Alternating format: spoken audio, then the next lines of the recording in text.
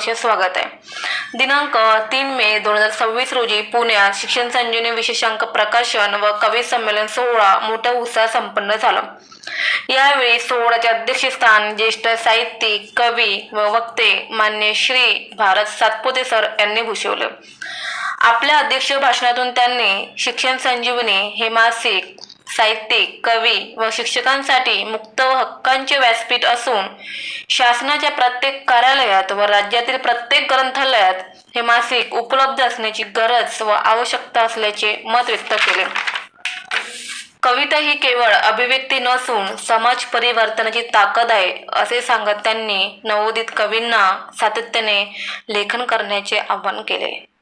तसेच कार्यक्रमाचे प्रमुख पाहुणे ज्येष्ठ साहित्यिका व आकाशवाणीवरील पूर्व निवेदिका मायाताई प्रभुने मॅडम, साहित्यदीप प्रतिष्ठान पुणेचे कार्याध्यक्ष माननीय धनंजय तडवळकर सर आणि ज्येष्ठ साहित्यिक व पूर्व शिक्षण अधिकारी माननीय पोपटकाळे सर यांची उपस्थिती लाभली।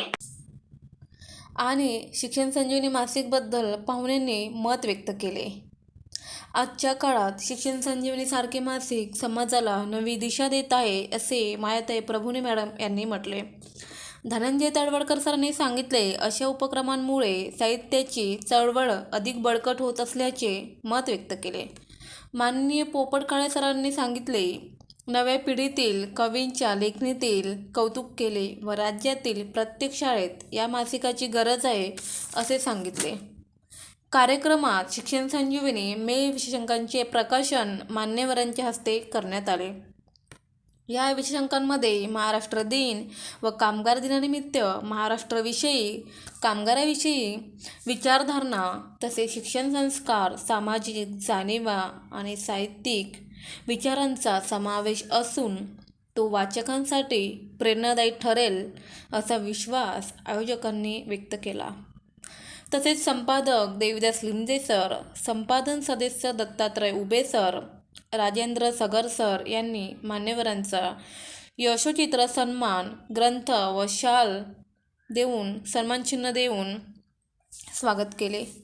डॉक्टर सतीश सातपुते यांनी प्रास्ताविका केली व कार्यक्रमांची पार्श्वभूमी व रूपरेखा रसिकांसमोर मांडली। कार्यक्रमाचे सूत्रसंचालन डॉक्टर संजय जगताप सर यांनी केले। तसेच शिक्षण संजीवनी मासिकचे कार्यकारी संपादक डॉक्टर संजय जगताप सर। तसेच शिक्षण संजीवनी मासिकचा दिवाळी अंक लंडन येथे प्रकाशित करण्यात आला। तसेच या कवी संमेलनात विविध क्षेत्रातील अनेक कवींनी, कवयित्रींनी सहभाग घेतला।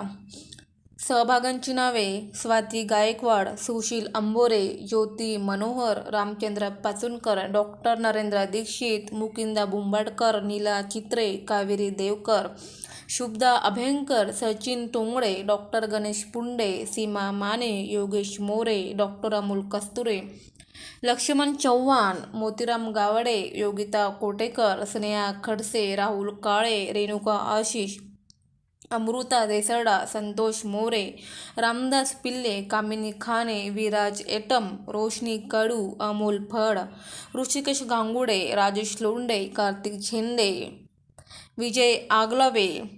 तसेच कार्यक्रमाचे आभार प्रदर्शन राजेंद्र सगर सर यांनी केले। नवोदित कवींना आपल्या कविता सादर करण्याची संधी मिळावी हाच आमचा प्रयत्न होता। कविता ही हृदयातून आलेली हाक होय। अनेक कवींनी दर्जेदार कविता सादर केल्या। तुमच्या कवितेला योग्य व्यासपीठ मिळावं हाच आमचा प्रयत्न होता। धन्यवाद। कार्यक्रमातील सर्व कवी, कवयित्री, तुम्ही कार्यक्रमाला उपस्थित राहिल्याबद्दल मनापासून धन्यवाद। जय हिंद, जय भारत, जय महाराष्ट्र।